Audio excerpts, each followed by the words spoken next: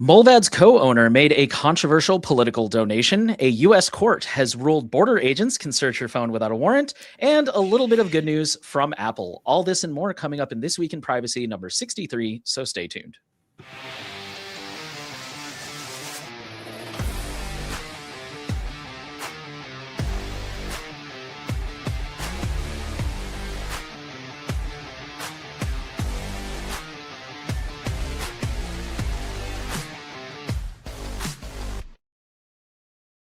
Welcome back to This Week in Privacy, our weekly series where we discuss the latest updates with what we're working on within the Privacy Guides community and this week's top stories in data privacy and cybersecurity. I'm Jonah, and with me this week is Nate. By the way, we're going to be ditching our Q&A section we normally have at the end in favor of answering questions just throughout the stream, so if you have any, no need to wait, just ask away. We will be checking the chat here, of course, and also our forum thread and our Signal chat for Privacy Guides supporters. So any of those places, let us know if you want us to discuss anything. Anyways, how are you doing today, Nate? I'm doing pretty good. Yeah, I don't think I have much to say. It's just it's been a surprisingly good week, I think, for me. How are you? Good.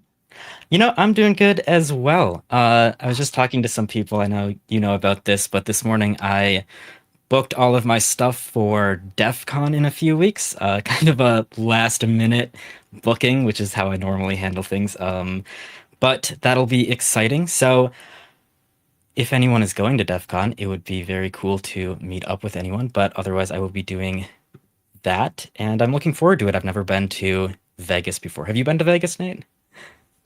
Surprisingly, no. I actually spent 7 years in Southern California, and Vegas was only a few hours away. But for the majority of that time, I was under 21, and a lot of people told me that, like, yeah, there's stuff to do if you're not 21, but there's like, and they're not even talking about gambling, which is like getting into places. Like, there's more stuff to do when you are 21.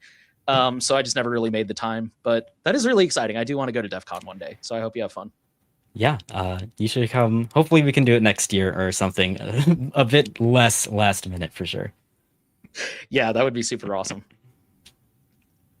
But yeah, I guess we'll go ahead and jump into this week's stories and cybersecurity stuff that you might be discussing at DEF CON, possibly. Who knows? But we're going to start with our big story, which is about Mullvad, the Mullvad donation controversy. So for context here, this actually came to light a few weeks ago. I want to say like a month ago, that one of the co-founders of Mullvad VPN, named Daniel Berntsen, I probably pronounced that wrong, donated, I believe some sources I've found said 5 million Swedish kroner, which is a little bit north of 500,000 US dollars, to, I'm definitely going to pronounce this wrong, the Orebro Party in Sweden.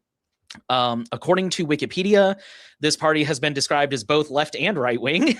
But from what I can tell, they're largely considered left wing. And unfortunately, this is relevant to the story. Despite being considered largely left wing, the party apparently also has some significant nationalist, populist, and conservative views. And one of the big ones that I've seen thrown around a lot that people are upset about is remigration, which is a term I've never heard before, but the summary I found said it's a policy aimed at encouraging or compelling immigrants to leave Sweden. Another summary said the party's platform includes strong secularism, immediate closure of Islamic charter schools, and the assertion that Sweden belongs to the Swedes. So again, for the record, these are summaries I read, and I have never been to Sweden. I am not Swedish. I don't think I know any Swedes, other than I think I've talked to some of the Mullvad people for like 2 seconds in the past. So apologies if I got any of that wrong, but that is what my research turned up. So again, this story started about, I mean, apparently this donation took place in 2025, but I guess it just came to light about a month ago. And Mullvad has officially commented now because this has become such a big thing. And I'm just going to kind of pick out bits and pieces of this story because there is it's not a huge statement, but you know, it's a little bit too much to just read off here. Basically, they said this is a private donation from Daniel to the individual. Mullvad or its parent and sister companies did not endorse and were not involved in it. And then they kind of went on to basically say that, well, actually, let me scroll down a little bit here and read one more part. Mullvad does not condone it nor condemn it. It was most likely a bad idea. Most things where there are a multitude of conflicting opinions necessarily are. I don't know about that. But societies need a great diversity of ideas, initiatives, and organizations who can be tested and sifted until the best ones remain, ideally through rational debate.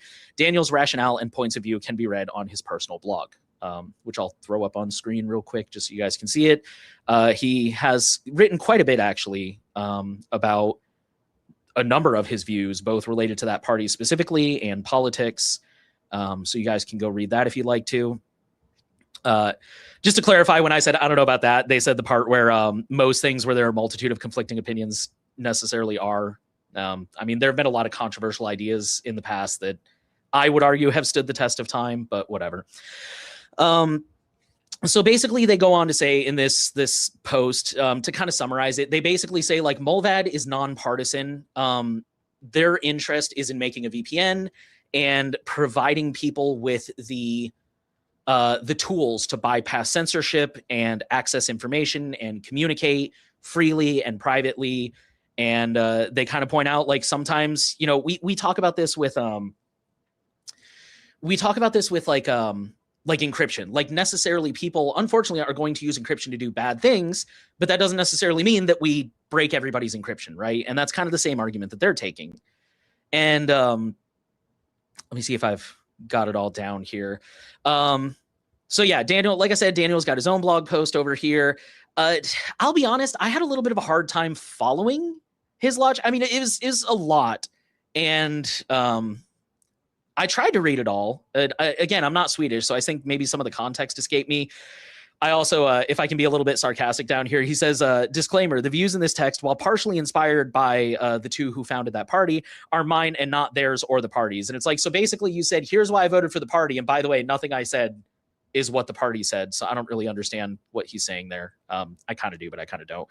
Anyways, if I read his blog correctly, he's basically saying, like, he doesn't really believe in that party, but he, again, could be reading this wrong, but he's kind of like trying to encourage competition. Like, maybe if we have more viable party options, maybe the existing politicians will do better. Which, as somebody living under a two-party system, I can say I kind of understand that logic, but I don't know how well it holds up. But yeah, I think that's I think that kind of gets us up to speed. I think I'm going to throw it back to Jonah at this point to kick off the analysis. Jonah, could you maybe start by kind of like why has this become? I think it's probably obvious for most people, but just in case anybody's wondering, like why has this become such a hot topic in the community? Do you think? You know, I think, well, in terms of why it became a hot topic, I think that the privacy community in general is a fairly political community because obviously we are fighting for privacy, digital rights. A lot of that has to do with not only, you know, getting privacy from big tech companies, but also having privacy from the government and making sure that the laws of, you know, where you live are protecting your privacy rights. And we talk about privacy policies and law on our forum and on this channel all of the time. And I don't think any of the policies that this party has are specifically privacy related, although there are certainly some privacy implications with some of the remigration stuff that they're doing, which is a whole separate topic. But it's not surprising to me that that people who have an interest in privacy are also going to have an interest in a lot of other political topics. And so it's definitely controversial because it's the sort of thing that is going to blow up on social media. We've seen a ton of this talked about on Mastodon and on Twitter, and I'm sure on other platforms where Mullvad is as well. Obviously, Mullvad was feeling the pressure because they had to post a full response about it. And I think a lot of people just have questions about what it means for Mullvad, especially if they don't feel like supporting these policies. And so we could take a look at some of the questions. We've received questions just during this show already, and some statements. We could look at Take Out the Lobster on YouTube said it's not really an extreme party, if that's what you're getting at. Sincerely, a Swede. I will say, neither of us are Swedish, obviously. I mean, maybe ancestrally, but not living in Sweden. I have no familiarity with Swedish politics, and I assume Nate does not really either. So I don't really know much about this party, to be honest, and they seem to be all over the map. I don't think the question is, how extreme they are, but they do seem to be, from what I've gathered and from what other people have said, just a very populist party, which is the sort of thing where a lot of the times with these populist parties, they will have a lot of policies and say a lot of things mainly to get votes and support more than like actually supporting it. And they might not even believe any of the things that they're supporting, or they only have certain policies that they care about. I think that this is a big problem with some parties, that especially ones that are described as both right and left wing, like this one is, like Nate was saying, because in a lot of cases, when a party seems like they are kind of on all sides of the aisle, they're actually only supporting one side, but they want to get votes from anyone that they can convince. I don't really know where. I don't really know. I guess at the end of the day, his support for it doesn't make a lot of sense to me. He said in his own blog post that he doesn't really support many of the policies that this party supports. So I don't know why. I think it was at the end there, if you have it on the screen, Nate. But it doesn't make a lot of sense to me to become that party's biggest supporter. But again, I don't know how much this competition is really needed in the Swedish political space. A lot of the questions that I've seen are more about like just how much of Mullvad's money is actually going to the causes that the co-founder supports. And as far as I know, Mullvad is basically co-owned 50-50 between him and another person. And they're co-CEOs, and they kind of just split everything down the middle. And so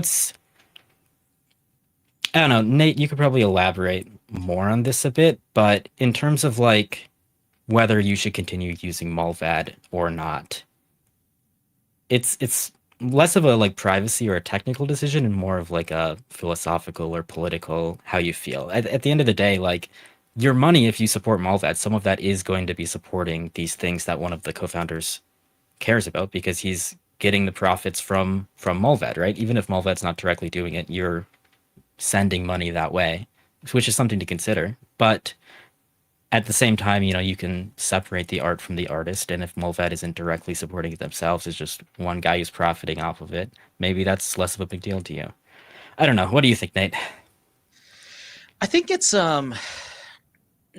really personal preference. Real quick, just to kind of go back to what Take Out the Lobster said. What I was getting at is basically just that I just wanted to, I don't know if hedge my bets is the right word, but basically, like, I don't know a lot about this party. I hadn't really heard of them before. So it was kind of my, like, I wasn't trying to insinuate they're necessarily an extreme party. I was more just saying, like, I apologize if I'm summarizing this wrong. But I think it's so tricky because I think both of those takes are true. Etter Yu said here that he said in a real fight, nobody drops the best shield just because they dislike the creator.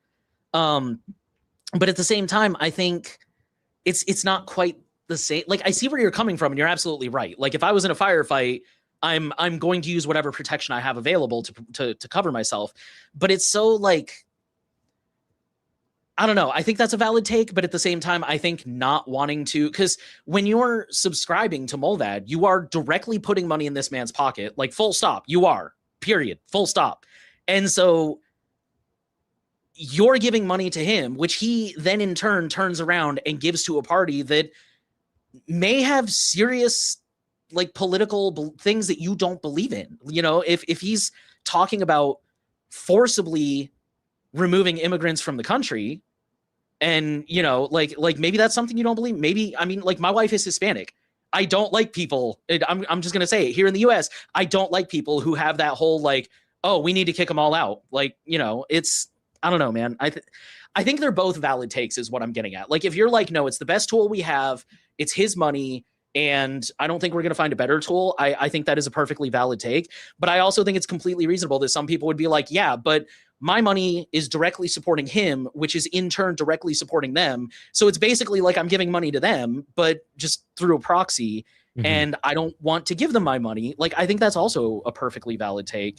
Um, Personal opinion, I think I would like to see in the community itself. I think I would like to see more appreciation for that. I think not to like kind of be judgy and call people out, but this whole like you said again this comment, this Mullvad drama shows how people confuse politics with engineering. No, like technology is political. I'm kind of, I don't know. I'm one of those people who thinks that everything is political when you dig deep enough, and there's really no such thing as being non-political or apolitical.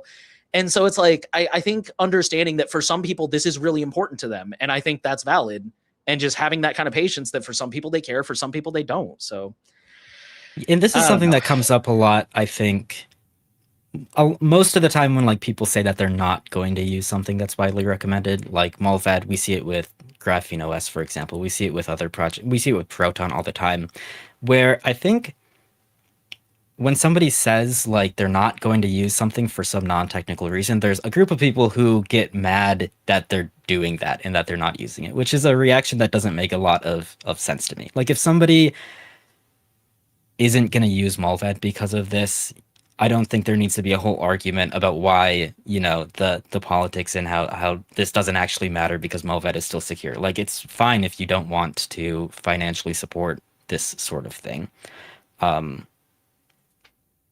But yeah, just kind of an annoying thing that's I've seen in the community beyond Mullvad stuff.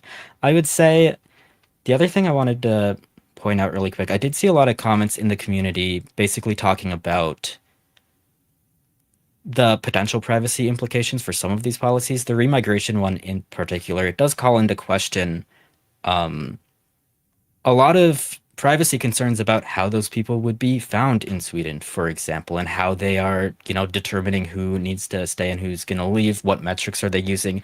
Obviously, here in the United States, we've seen a lot of news about ICE, for example, and how they're using facial recognition everywhere, and they all have these apps on their phones that they can scan people with, and all of this data is being collected into databases. All of those immigration policies and some of the stuff that this party is supporting can directly have privacy implications for people living in Sweden. And obviously, we've seen already, maybe it's not obvious, but in the US, people who are not targeted by these policies, like American citizens who were born here in whatever, are also swept up in these privacy invasive things that the government is doing. And it's very possible that if policies like this were implemented in Sweden, a similar sort of thing would happen where, it's not only going to be targeting illegal immigration, but also it's going to sweep up Swedish citizens into this whole immigration system. And a lot of people, I think, will probably be opposed to that just from a privacy perspective as well. I did see a lot of comments about that on the forum, so I did want to bring it up because I do think a lot of people are saying like, well, there's no privacy implications at all. So if you only care about privacy, it doesn't matter too much, right? Yeah, Let's I mean see. there's so many questions and comments on this one. Let's I take a know. couple from Jordan's been relaying some from the Signal chat. Yeah. Let's start with some of these. So, how is the co-owner? I think you answered this. How is the co-owner invested in Mullvad financially? If I pay for Mullvad, and what way I pay him? Well, first of all, I think you said they're 50-50 owners, but also That, like I want to point out he draws a paycheck that's my directly from Mullvad. understanding. So I don't know how that aspect of it works because, there's when you own a company, and Mullvad is a private company, so like all of this stuff is not going to be, it doesn't have to be disclosed basically. But when you own a company, you can take a paycheck or a salary for like all of the actual work that you're doing. But then if you're an owner, you can also take profit sharing, which is usually quite a lot more. It's why you see like all these billionaires who are like, my salary's $1 because they just get all of their money via other means, so they don't need to pull an actual salary. So I'm sure he takes a salary and like normal income, but in terms of what he could be getting beyond that, I would imagine it could be up to 50% of the profits. I don't know who else is entitled to get that money outside of Mullvad, but could potentially be quite a bit of support. Yeah, I know this isn't really the point, but just to throw that out there, that's also, it goes the other way too. Sometimes you'll see like, oh, this CEO is making like $15 million a year. And it's like, well, they're actually making less than that. But when you include all the stock options and this, that, and the other, which for the record, they're still making a disgusting amount in, not literally disgusting, but they're still making a crap ton of money in raw liquid cash. But yeah, it's not $15 million in liquid cash. It's like some million in liquid cash, and then the rest is stock options and stuff. But I don't know if Mullvad works the same way, but I digress. So yeah, here's a fun one from Signal again. What were the relevant statements and actions the Mullvad company took to distance themselves from that and prevent it in the future? None, really, to be totally honest. if you read this statement, it very specifically says that like they're I don't even know how to summarize it, to be totally honest, but they didn't condemn it. They didn't endorse it. They just basically said this happened and we don't care and we're just going to keep doing our thing. So Yeah, their position is definitely that they're not going to police what their owners are doing or what their employees are doing or what anyone is doing in their personal time. It's just going to be Mullvad themselves are not going to support things like this, but what people do with the money that they earn from Mullvad is kind of their problem, is Mullvad's position. There's a question on the forum, and Jordan asked a similar question earlier in the chat, so I can kind of cover both of them. Jordan asked if there should be restrictions on executives making political donations to stop this sort of thing. Somebody on the forum thread asked, at what point is it acceptable for an executive or lead developer to support something that could be deemed controversial?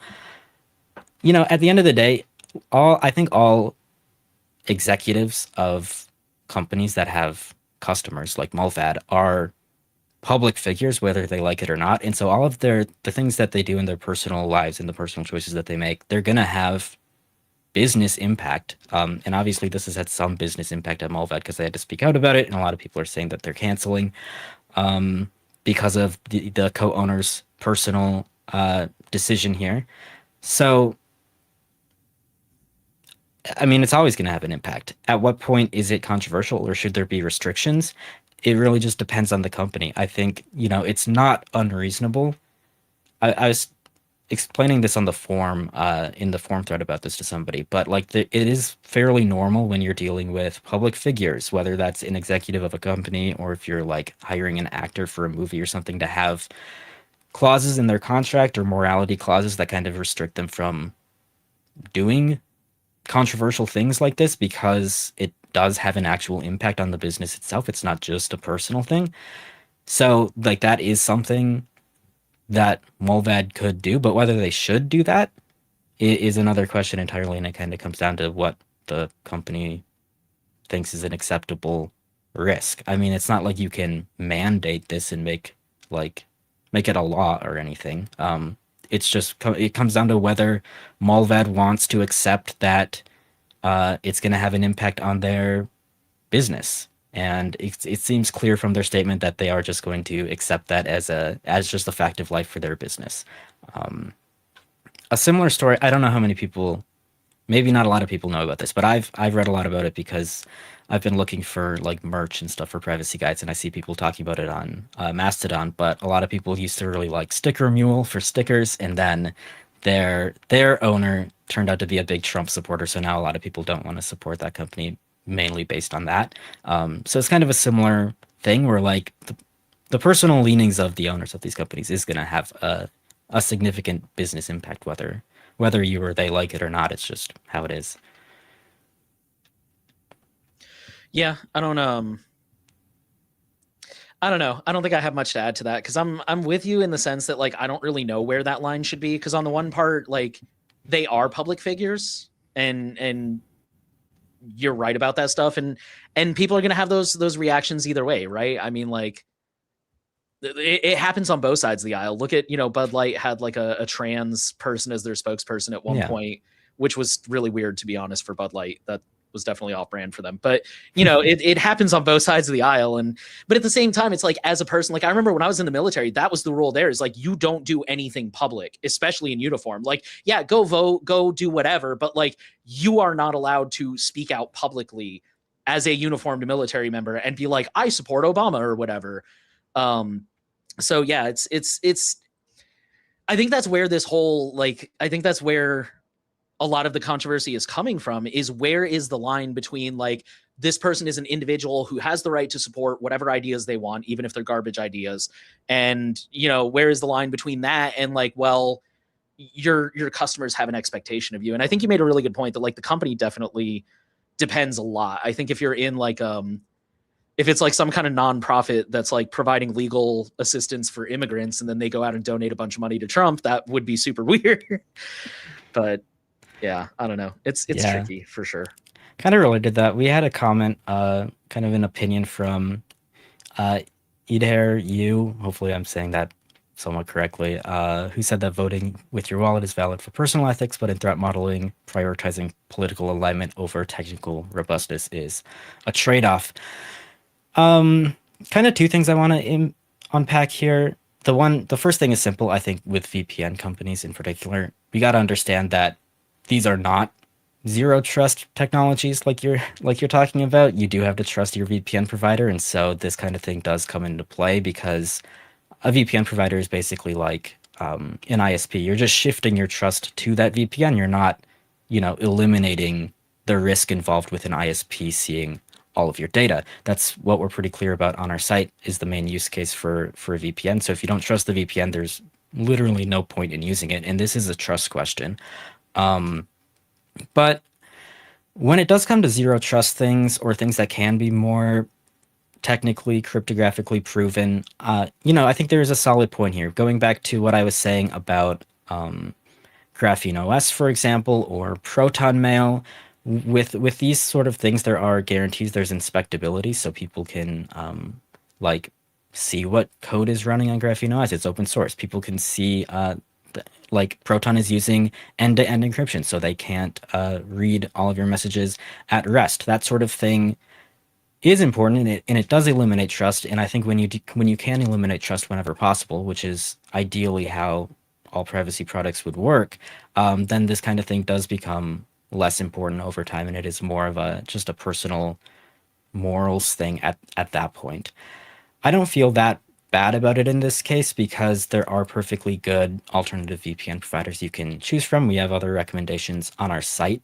Whether this is going to cause us to change our recommendations on our site and stop listing Mullvad, I don't think it's going to. And in fact, despite how controversial this topic has been and how many people are posting about it, I haven't seen anybody really suggest that we do that.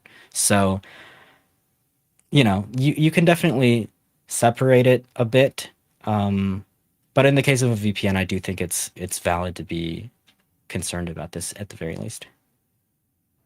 Yeah, on that note, I did want to make sure that we pointed out that not trying to tell people what side they should take, but this is not something that at this point in time we have any reason to believe is impacting Mullvad's actual technical product. So again, going back to that argument of some people are like, I don't care, it's his money, it's his business, the product is solid. The product is still solid as far as we know at this time. And I think that's something worth noting. And kind of related to what you were just asking, somebody in the forum asked, I'd like to know from the staff what they think of Mullvad versus other companies in terms of what they contribute overall. Are they offering unique benefits, not just in their current VPN where we know there are other good options, but in terms of what they'd bring to development, research, privacy advocacy, et cetera? And honestly, yeah, kind of. I don't know how I feel about sticking up for Mullvad, because I'll make it clear, I don't agree with the policies of this party that he supported. But they ran a huge campaign all around the world to try and bring privacy more to the mainstream. I remember seeing Mullvad buses when I was in Seattle for something last year, and I saw the Mullvad buses and I tried to grab a picture, but they went by too fast. I was like, oh, that's cool, there they are. But they ran this big ad campaign. I think I could be wrong, but I think they've been pretty vocal about being against chat control. They're very you say research and development, they do a lot of innovative things, in my opinion, like these RAM only servers, their data service, things like that. So yeah, I think they are really innovative. And actually there was one other thing I was going to point out. They're not unique. I'm going to share this tab real quick. Jordan brought this to my attention a while back when we were chatting. There's a Medium post after Andy Yen went and made some kind of pro-Trump comments. Somebody kind of pointed out, and to me, for the record, I take this post with a little bit of a grain of salt because this person has never posted anything before or since. And but they point out that Proton has historically donated to a lot of organizations that are not necessarily aligned with stuff like that. And so, anyways, my point being is like, yeah, Mullvad is not the only company that's out there donating to I shouldn't say good organizations. Mullvad's putting this issue aside, there are other companies that are out there doing good things in the privacy space for advocacy and research and stuff like that. And I wanted to tie that back into what you said with that question. You know, it mentioned like threat modeling. And like, yeah, you could go with, I would feel pretty safe saying that I think Mullvad is probably the best option right now in terms of privacy and security and a VPN. But at the same time, what is your threat model? Like, if your threat model is so high that you cannot afford anything less than Mullvad, you probably shouldn't be using a VPN. You should probably be using Tor or something like that. But you know, Proton is still good. iVPN is still good. Like, I think there are still good options out there where for your threat model, you don't have to sacrifice privacy and security to also still be ideological. So, yeah. And I will add though, on the other hand, while there are companies that are doing innovative things just like Mullvad, I think there are probably companies who are doing, or where their like leadership or employees are doing controversial things that you don't know about and haven't heard about. Some of these things are kind of unknowable. And so that's what makes it hard, I think, to base your decisions around this. Like, I mean, now it's kind of proven that if you don't agree with the ethics of the situation, now you have proof that Mullvad is unethical in your eyes. But you can never really prove that a different company is any more ethical than that, because they could be making very similar donations behind the scenes that you just have not heard about. So it's why it's the sort of thing that it's hard to take as a huge factor when you're making like a purchasing decision, for example, in my opinion. Yeah, for sure. I don't want to be too defensive, but I do want to point out Gay Cheese said both sides of the aisle. Bud Light, as we support people, be yourself. The other, for the record, that's not what I meant when I said both sides. What I meant is that both sides do things that alienate their fan base. No, I do not believe that both sides are the same, personally. So I just mean they both do things that alienate people. But I digress. Wow, we spent a lot of time on that story, but that is, I know. It's such a complicated story. It's just, and it's, again, I want to reiterate, in my personal opinion, like, I think both arguments are valid. If you're like, Mullvad's the best VPN and you want to stick with it, go for it. But just be aware where your money's going, and vice versa. If you're like, nah, screw these guys, I want to take my money somewhere else, like, I think that's cool too, personally. So, was there anything else we wanted to add to that one before we move on to the next story? Yeah, let me just look at the questions quick. I don't think there's any remaining that we haven't answered, at least about Mullvad. So we can kind of move on. But if we missed any, or if we missed one in Signal, feel free to send it again and we can look at it.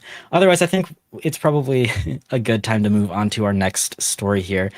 Before I talk about that one, though, I want to go back to some DEF CON questions we had from earlier. Somebody on YouTube, Draken Black Knight, asked about Hope. I'm not going to go to Hope. There are so many conferences that I would like to go to. Carrie Parker from Firewalls Don't Stop Dragons is in the chat and explained why he wouldn't be going, and it's pretty much the same reason for me. That's kind of a lot to be doing right now. But there are a lot of cool conferences to go to, and there's cool ones in Europe that I would like to go to maybe next year. But at the moment, no, I have no other plans for any of that. Somebody else in our Signal chat, and Jordan shared this here, asked if we're doing any kind of meetup at DEF CON. And no, Privacy Guys isn't doing anything at DEF CON. But if anybody does want to meet up, send me a message, because I would love to say hi to people who watch the stream or are familiar with Privacy Guides in any way. So I will be there. I'll be there 6th through the 9th. So yeah, come say hi. I didn't put two and two together that was about the DEF CON thing. I just saw like, his Privacy Guides doing any kind of meetup, and I'm like, that's kind of out of left field. Why would we be doing a meetup and at DEF CON? That makes sense. Yeah, there was a bit more context in the Signal group than in the chat shared there. Yeah, I need to add the Signal chat to this computer so I can read it during the streams. I'll have that in time for next week. All right, I think that's kind of that for now. We'll move on to this story posted by the EFF. The headline is An explosion of surveillance towers is coming to U.S. borders, costing over $1 billion. A new report from the Government Accounting Office reveals that the Department of Homeland Security, DHS, plans to nearly triple the number of surveillance towers along U.S. borders from the current 830 to 2,300 by 2034. EFF says here that the IST program operates autonomous surveillance towers consisting of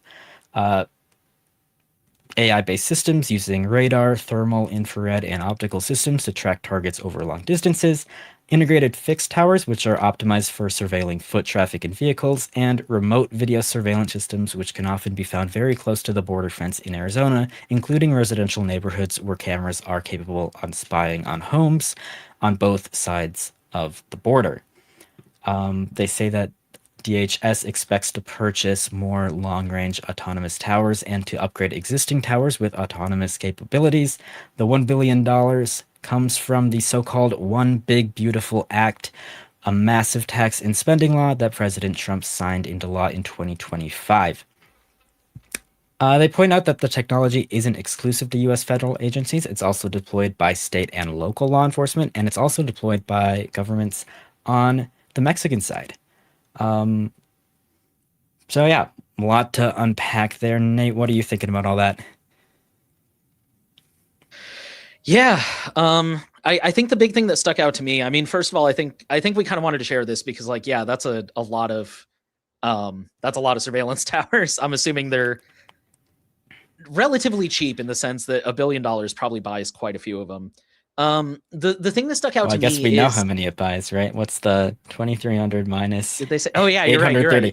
14, 1,470. 1,470? Yeah, I mean, to be fair, that probably includes like install costs and stuff. Yeah, but no. So the thing that jumped out at me is, I have driven cross country multiple times, and driving through El Paso, like if you're crossing from El Paso to New Mexico or vice versa, is a really wild experience because you can literally look out one window and see this like beautiful, I think it's like a university or something, literally sitting on a hill, and it's huge and it's gorgeous.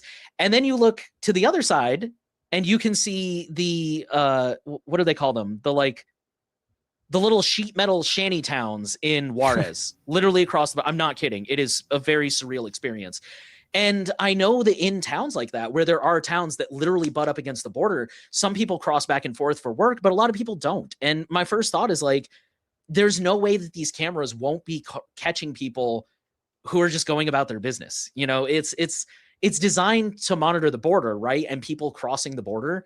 But there's no way it's not going to catch the people when the towns are literally that close. It's not going to catch the people driving down the highway, walking their dog, going to school, going to work on their side of the border. Like it's going to catch everybody. And that very much was kind of my first thought of like, there's, I guess the privacy concern is how it, it catches everybody, even if they're not crossing the border. yeah, and kind of famously, like the Border Control Agency, they have authority, what is it, like 100 miles inland or something like that? People talk about that when they're talking about like airports all the time, but it's true here too. It's not just like towns that butt up right against the border, right? They can potentially install these quite a ways into the United States, and it could potentially impact a lot of people. Yeah, I think pretty much any international port, whether that's a border, a seaport, an airport. So yeah, it's honestly, there's not a lot of the US that isn't covered when you expand to that definition. Because there's a lot of like international airports in the middle of the country and stuff like that. So yeah, I don't know if that legal theory that airports are included has been like tested in court or anything, but like in theory, it's possible. But certainly when we're talking about like a physical border between countries, it's definitely true. So it would apply here. Yeah, I think the other thing that jumped out to me is, I always want to note that like we just spent 30 minutes talking about a story of nuance. Like there is nuance. Like obviously we want to protect our borders. There are cartels and there are people crossing illegally, and but it's just, I don't know, man. It feels like one of those things where it's like some military general said something about killing a fly with a sledgehammer. It's like it feels like this might be overkill, I think. So yeah, Draken said here that most of the US population lives within that 100-mile buffer zone, which I think is true, actually. I was just fact checking that, but I believe it is true. Yeah. Yeah, it's pretty wild.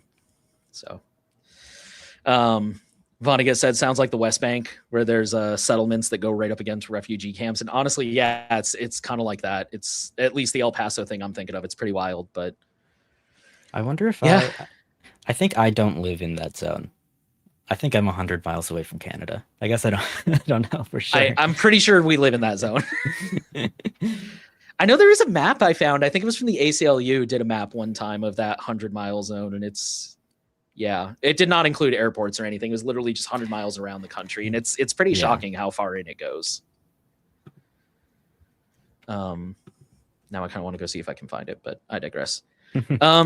Yeah, I real quick, I also want to say, I know I'm going to try not to be political because we've already been plenty political enough, but I think there are a lot of people, I mean, we just covered that with this last story where it's like, oh, it's, it's all about the tools, it's all about the encryption, and they kind of ignore the politics, but like, this was directly funded by the One Big Beautiful Bill Act. So it is kind of important to remember that there are impacts on this stuff. And I would encourage you to try to be politically aware, at least to the extent that you can handle. I know it can be really depressing sometimes, and that, your mental health does matter, but this stuff does have impacts. That's all I'm getting at. John in the chat said that the Great Lakes are considered part of the border. Yes, that's true. I do think Minneapolis is more than 100 miles away from any of the Great Lakes, if I remember correctly. So I'm pretty sure I am safe, but I'd have to find that map.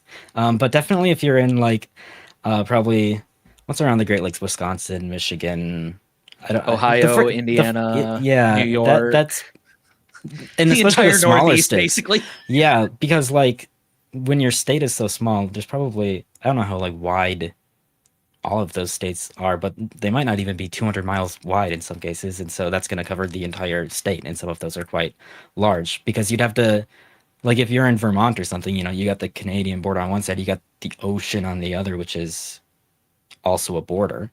So that 100 miles goes both ways. So, yeah. Does not surprise me that 2/3 of Americans live in that zone. Yeah, I'm trying to find this map. I found an interactive one from ArcGIS. That's kind of cool. Oh, here we go. I think this is the one I was looking at from the ACLU. As soon as it'll load. Carrie's in the chat saying that he interviewed Nate Wessler, who had some points about that. So I guess we can shill his podcast a bit. Go check out that episode. I'll have to listen to that. I have not caught that one. I am still way behind. I think I'm still in April on my podcasts. So it's fun though, because it's almost like a little low-key nostalgia. They'll be like, oh, this incident happened in the cyber world, and I'm just like, oh, I remember that. So I will say, Vonnegut Rosewater said that they haven't seen a border patrol officer. Yeah, I mean, I don't really see him except at the airport. There's probably some on the actual border of Canada, but it's not like driving from Arizona to Mexico. I've done that once, and there were border checkpoints and stuff along the way. It's definitely not as much of a thing up north here between the U.S. and Canada as it is by Mexico. That's actually what I was about to say is I thought you were going to say yeah, you don't really see them that often. And I'm like, no, I've, again, driven in the South a lot. I've been through the border checkpoints and don't see them often here specifically. Fair. Which I think kind of removes people from the whole question a bit, because they think it's not a big deal. But it's a huge thing down there. It took forever, but I finally found a map. Let me throw this up real quick. Yeah, that's just the coastal border, or that's not including airports. So I mean, every major city, Los Angeles, New York, those two are almost 10% of America's population right there. Miami, Houston, Seattle, Buffalo, Chicago. So fun times. Yeah. The entire state of Michigan, the entire state of Maine. Oh man, that sucks. Almost all of California. Man, that sucks. Anyways, Yeah, that's a map you can go look at if you do enough digging, I guess.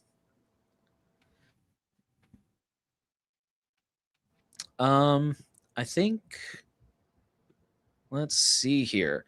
Uh, I'm checking the thread. We're keeping an eye on that as we go. All of Florida, yeah. Delaware. Yeah, the forum thread Um, had some comments about this news story, but I don't know if there's a question. Let me see here. yeah, I didn't see a question, but Yeah, just some more comments about Mullvad. on that note, though, again, we're trying some new stuff, and one of the things we're going to try is we're going to check in with the forum periodically and see what's going on there. So our forum is always very, very active. And this week has been no exception. Lots of chatter going on there, lots of cool questions and stuff.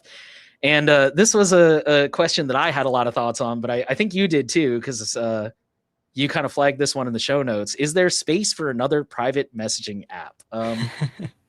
Do you want to take that one first? Yeah, let me pull it up here. Sure thing.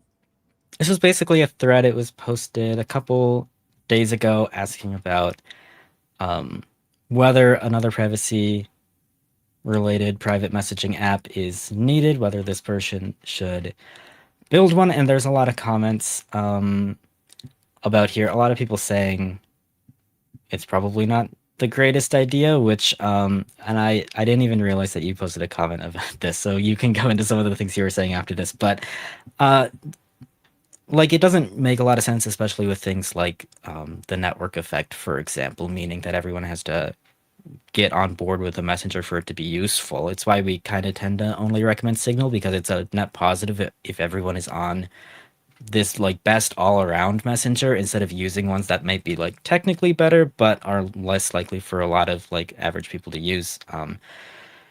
The main thing I saw is like at the beginning of this forum thread, this person said that the biggest walls are infrastructure cost if it becomes popular and getting people to join the network. And I just mainly wanted to say that that second point is like way bigger of a wall than the first point, like massively larger problem. And so if you're only solving the first problem, you're not getting anywhere close to like building a viable messenger. And I think a lot of people, even when presented with perfectly good options, are not going to switch. So yeah, unfortunately, I just cannot encourage going down this path. I think Signal is a very good messenger, obviously. I think if you're very concerned about centralization, I think Simplex is also a good one to look into. And between those, it's kind of hard to imagine why you would use other ones. There are other ones that I'm interested in.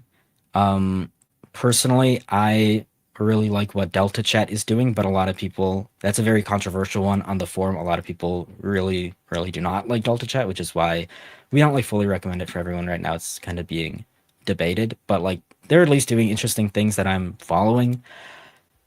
There's obviously Matrix and other ones that have been around as well. I think like at present we kind of have too many messengers. The problem isn't like needing more messaging software. It's getting people to use messengers that are more private than Telegram and more private than WhatsApp and more private than normal SMS and whatever.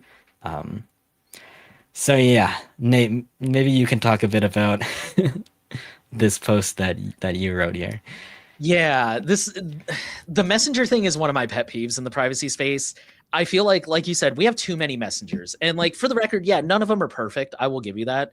And I think there's even pros and cons, because like Signal, for example, a lot of people are upset that Signal is centralized, and that has come back to bite us before. Like Signal has on very rare occasions become overwhelmed and crashed. And I think that, I think that's valid, but Signal also makes the point of like, we're centralized because, there's abandoned Matrix servers and Mastodon servers that are like 10 versions out of date and stuff like that. So there's literally pros and cons to everything.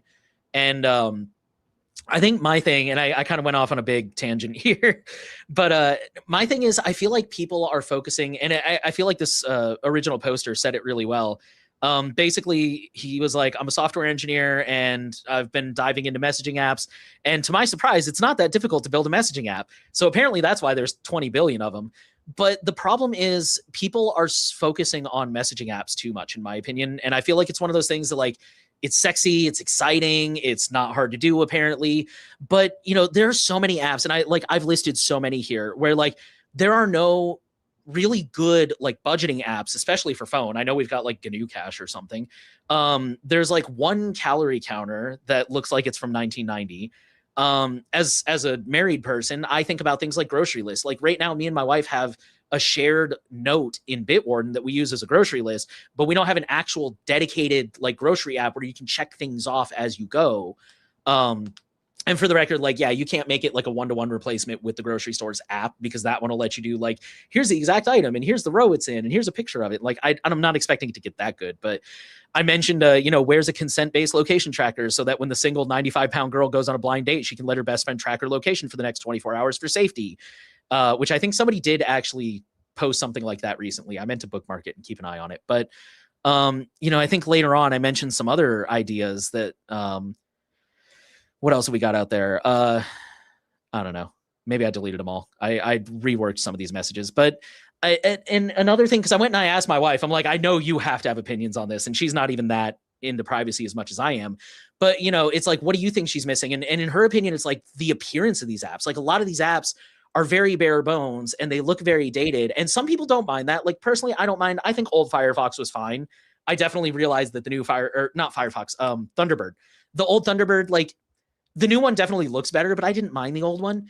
But then there's some things that look really, really dated and really outdated. And, a lot of people want something that looks visually appealing, that captures their attention.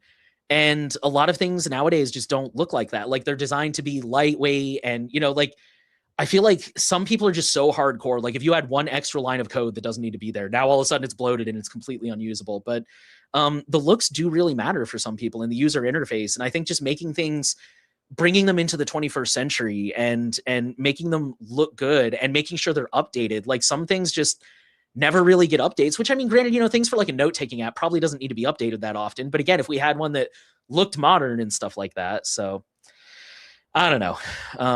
That's kind of what I would focus on. Is I think we already have too many messengers, and I would like to see people dedicate their attention to other things that look good, that work well, that have the features we need. I think we need more options in those spaces personally. So yeah, I kind of went on a couple of posts about that, but hopefully I wasn't too rude. Yeah, I absolutely agree. I think that kind of sums up the forum thread. I'll take a quick aside, look at some comments in the chat again. Yo, Fred Kong. Welcome to the stream. Eder, you said, thanks for addressing the comments and having the debate. Yeah, absolutely. I mean, and also, we can't spend like hours and hours talking about Mullvad, right? But a lot of these discussions we also have on the forum pretty often. And I would say if people have follow-up questions or want to continue posting about it, go into the forum, discuss.privacyguides.net. It's a great way to discuss all of this stuff if we can't discuss it all live here on the show. But of course, we're happy to answer any questions that we get here. So yeah, keep sending them in, everybody. Yeah. Yeah. I know Anon said there are good apps out there. I mean, yeah, I'm sure there are, and some of them are hard to find, but they're getting better. But like one of the examples I use that I really like is like Enti. Enti has that really cute. It has like the duck logo, and it's like really user friendly, and it looks good, and it's got all the features that the normal people want, but they're all opt in. Like you can enable machine learning that's done on device, so you can search photos, and if you don't want it, you just don't turn it on, and you can have the memories that, on this day 5 years ago, and you can have the like all kinds of cool stuff. Like I think Enti's a really good example of what I'm looking for, but I don't know. I'm sure there are some good apps. I'm just saying, instead of making a messenger, make literally anything else, because we need more other stuff. So, yeah, I think if that's all we got, we can move on to this next story. Yeah, do you mind if we do site updates now and then go to that story? Feel like we're an hour in. Let's get some stuff to talk about. Before we talk about yet another border story we have, let's go over some quick updates of what we've been working on at Privacy Guides this week. We finally were able to publish a new site update. So we have the changelog there. A lot of things have been updated. A lot of these have been published on the site for a while, but they weren't like released to the web server, so they weren't live. And now, now they are. So everything should be up to date. We're also working on some stuff. So I'm working on new recommendations for security keys, kind of changing that up, and also recommending cryptocurrency hardware wallets. I have literally so many of them on my desk now, just messing with them. And we're discussing those on the forum. So there's a lot of forum threads about that. If you have opinions about cryptocurrency hardware wallets or security keys, you can go to GitHub. There's a pull request open that's a draft right now. I think it's just titled hardware keys, security keys. And in that pull request, there's links to all of the forum threads, because there's like 5 different forum threads about different things that are being added. So yeah, if you have opinions, definitely let us know, obviously. But that is something that'll be coming soon. In other news, FRIA continues to publish news articles, privacyguides.org/news. Nate has also, of course, published the weekly data breach roundup. So there's all sorts of stuff out there for you to stay up to date with. We try to post some of the biggest stories that we see, especially ones that we can't talk about here on the show, on that page throughout the week. So that is a good place to stay informed, in addition to the news category on our forum. A couple other things we're discussing. I think the only other thing we're considering right now is a new nested reply format for the forum. There's a sticky post on the forum right now called Defaulting New Post to Use Nested Replies. It's kind of a Reddit-like format for posts. Right now, we're definitely not going to be switching to it. I'll just tell you, because it is kind of buggy in some ways, and there's some improvements that I want to make that I've shared with the discourse team to see if they decide to implement any of them. However, I mean, assuming it does work, I think that there's probably some reasons we might want to use it, at least for some threads in the future. So if you want to check it out, see what it will probably look like and how it works, and see, let us know about any feedback you have. Definitely check out that thread, because in some ways I like it a lot, but I'm a big like Reddit user, and there's a lot of ways that the current forum system is also very nice as well. So a lot to think about there. I think that's kind of it in terms of site updates and things I'm involved with. Nate, why don't you talk about some of the video stuff that you and Jordan have been doing? Yeah, unfortunately, Jordan got sick this week. So they are recovering, and they were hoping to have the next video done by now, but things happen. Health is more important, obviously. So once they recover, they'll be wrapping that one up. And yeah, I mean, I've already got one video filmed after that, and just reached out to somebody today about an interview, which I am excited about. I don't think anybody has had an interview quite like this one. Maybe Carrie in the like 10 years he's been doing Firewalls, No Stop Dragons, but I think it's going to be a good one, and I'm excited to share that with you guys. But that's kind of all we've got going on right now. So yeah, all this is made possible by our supporters. So if you want to help support our work, you can sign up for a membership or donate at privacyguides.org/donate. We also still do have the merch shop that Jonah mentioned earlier, shop.privacyguides.org. Privacy Guides is a nonprofit which researches and shares privacy-related information and facilitates a community on our forum and Matrix where people can ask questions and get advice about staying private online and preserving their digital rights. Before we jump into that, actually, we did get a couple of questions. We got one. I don't want to say off topic. We got a question in the forum that is not related to any of the stories we've covered so far. Khaled says, what are some good ways to spread disinformation about yourself? I've heard this talked about in the past to protect against data brokers and other places, but don't know what's the best way. Do you have any thoughts on that one? I use a little bit of disinformation. I don't know if you do. This is a good question. Good ways to spread it is hard, because I mean, like, whenever possible, it's good to use fake information when you can, or to use like email aliases and stuff like that so things can't be tied together. And so like if data does get released in like data breaches or whatever, it won't be accurate information. But like intentionally sharing false information, I have definitely heard people talking about this. I don't really do this myself, so maybe you can talk a bit more about it. But I've always leaned towards more just kind of trying to eliminate as much as possible from being out there, whether that's through data broker removal services or just putting out minimal information out there in the first place or what have you. So I guess I guess the answer is I don't really know the best way to go about this, but it is an interesting thing to think about. Yeah, I don't know if I know the best way because I'm kind of with you. I focus more on like removing the data that's out there. But I will say that so like one of the things I do is I am really militant about using a PO box. And that has worked so well that I know for a fact that in the past LexisNexis has thought that was my actual address. Which is funny because I'm not even like going that hard to like, oh, I don't put my real name on my lease or whatever, and somehow still fooled the data brokers. Yeah, Drake in here said best way is to lie about your birthday, city where you live, etc. Yeah, I mean, little things like that. Like if I buy anything that's not going to a PO box, I try to use like a hotel downtown or library or something as my mailing address. LinkedIn, I know I've said this before. When I got into privacy, there was a specific address that kept showing up on all these people search sites that was like 10 years out of date. And I could not figure out where it was coming from until I realized I had a LinkedIn account I had never deleted and never really used. And that's where it was coming from. So yeah, sign up for LinkedIn and put the wrong information on there and it'll get out in about 10 minutes. I'm trying to think what else. I've heard that rewards cards, like signing up for, it kind of depends on what you want to do. Like some people, this mostly comes from Michael Basil, but he's recommended like get magazines shipped to your house in the wrong name. Some post office people are kind of militant about not delivering mail that's not like, if they know that name doesn't go to that address, they won't deliver it because they think it's wrong. So some people have had that experience. You could sign up for again, like rewards cards at the grocery store using the wrong name, but your actual phone number, like things like that.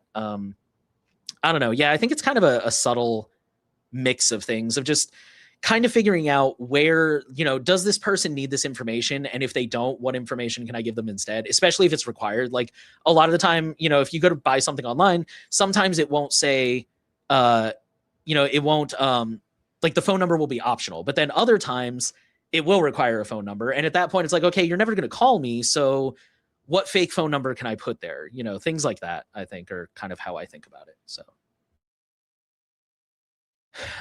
Yeah, I don't know. I think that's kind of all I got on that one. It's more of an art than a science, I think, and just kind of looking for those opportunities.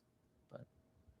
Sweet. Well, let's move on. Why don't you cover this next story also from EFF here? Yeah, so this one is a little bit disappointing, unfortunately. And it says that the Fourth Circuit says border agents can search your phone by hand, no suspicion required. So for those who don't know, here in the US, borders or searches of your phone are really kind of a legal gray area that are it's kind of patchwork, I guess I would say. It's very like at this place, this rule applies, but at this place, this rule applies. And here you need a warrant, but here you don't, blah, blah, blah. And it's very confusing. And so basically there was a case called US versus Belmont Cardozo, who unfortunately does not seem like he was a cool guy. Seems like he had CSAM on his phone, according to some stuff later down here. But either way, they tried to argue as a defense that the police should have gotten a warrant to look through his phone, and this made it up to the circuit court, which I forget how circuits work. I think a circuit includes several states. Like it's kind of like a regional court, I think, if I remember correctly. Okay. But yeah, so this went up to the Fourth Circuit, who decided that border agents are allowed to search your phone without a warrant or really any reason, as long as it's a quick manual search. So again, there's I don't want to get too bogged down in the weeds of context here, but basically there's different reasons that people can perform cops, I should say, can perform searches. There is, like going and getting a warrant, but obviously if we assume good faith, there are still times where it makes sense that like they can't get a warrant. Like if they're at the airport and somebody's acting real shady and their suitcase is oversized or whatever, like they've got some reason that like something suspicious is going on here, then if they can prove, if this ends up going to court or whatever, and they can prove to the judge like, no, here's why I flagged this guy and here's why I thought this was suspicious, then that evidence is allowed in court. And there are certain things, according to the EFF, that at the border, you don't even need a reason. You don't even need to say, like, this is suspicious. It's just, you can do this search. And as an example, they gave, like, your luggage. Even if there's nothing suspicious, even if there's no evidence of wrongdoing, the cops can be like, I'm going to search your luggage, which they do even on domestic flights. I can tell you that from experience. And so basically, the court has said, cops are allowed to do a search for any reason, without a warrant, without any suspicion, without any probable cause, as long as it's a quick manual search. And where did it go here? So they said that it has to be a person, not a machine.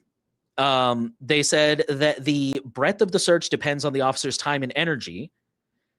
While forensic searches are comprehensive, manual searches only reveal what a user can typically access, while forensic searches can uncover deleted files, cache fragments, metadata, and more. And manual searches are subject to an officer's fading memory or imperfect notes, while forensic searches create a permanent copy. So basically, this is not permission for them to hook your phone up and run Celebrite and copy your data. It's, the cop saying at the border, like, let me see your phone, unlock your phone, and looking through your phone.